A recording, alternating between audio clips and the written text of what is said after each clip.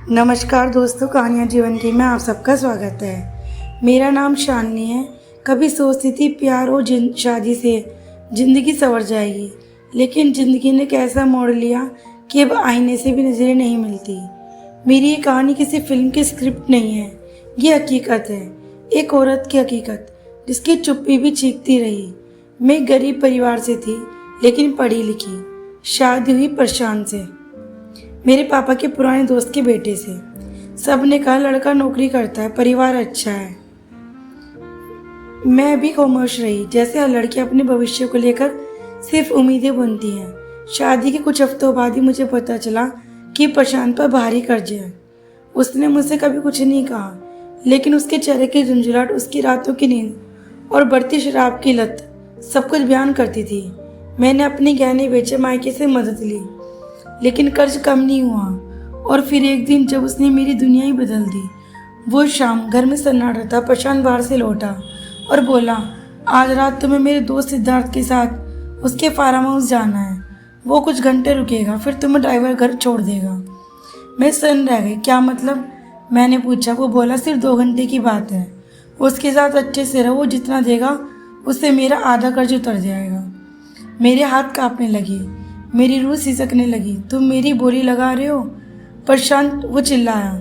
मुझे ज्ञान मत दो, मैं तुम्हारा पति हूँ, मेरी मजबूरी है। उसने मेरी आंखों में झांकने की बजाय कमरे से बाहर धक्का दिया।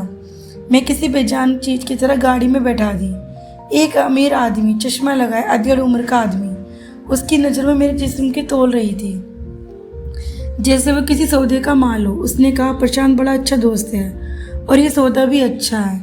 मैं खामोश थी, डर से सिहर रही थी, लेकिन उसी वक्त मैं उठ खड़ी। मैंने सिद्धार्थ के चेहरे पर पानी फेंका और कहा, अगर मुझे एक औरत नहीं समझ सके तो याद रखना, मैं खुद को बेचना नहीं चाहती। प्रशांत ने जो किया उसका चरित्र, मेरा नहीं। मैं वहाँ से भागी। रात में पैदल भटकी, चप्पल टूट गई, लेकिन आत्मसम्मान बचा लिया। मैं मायके लौटी। शुरू में माँ ने कहा, शादीशुदा औरतों को सब कुछ सहना चाहिए, लेकिन मैंने कहा, अगर बेटी को बिकते देखा होता तब भी यही कहती। पिता चुप रहे, लेकिन मेरी आंखों में आग देख ली। उन्होंने मुझे गल्लाया, अब तुझे कोई नहीं झुकाएगा। मैंने नौकरी शुरू की, बच्चों को ट्यूशन पढ़ाने से लेकर एक एनजीओ में काम करने तक। धीरे धीरे आत्मविश्वास लौटा। प्रशांत ने तलाक भेजा, मैंने उसे खुशी से स्वीकारा। अब मैं एक सामाजिक संस्था से काम करती हूँ, उन औरतों के लिए जिन्हें उनके ही घरों में बेचा गया हो, कुचला गया हो और चुप करवा दिया गया हो। मैं शालिनी हूँ, टूटी जरूर हूँ, लेकिन झुकी नहीं। मैं बिकने नहीं आई थी, मैं जीने आई थी। एक औरत का शरीर उसका सौदा नहीं, उसका स्वाभिमान है। मजबूरी में किया गया सौदा भी अगर इंसानियत को जल दे तो फिर रिश्ते नहीं, धंधा कहलाते हैं। दोस्तों, क्या मैंने सही किया? अपनी राय कमेंट बॉक्स में ज़रूर बताएं।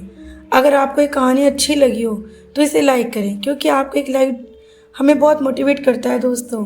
और ऐसी और कहानी सुनने के लिए मेरे चैनल को सब्सक्राइब करें। कल फिर मिलते हैं दोस्तों एक नई कहानी के साथ। तब तक के लिए दोस्तों, राधे राधे।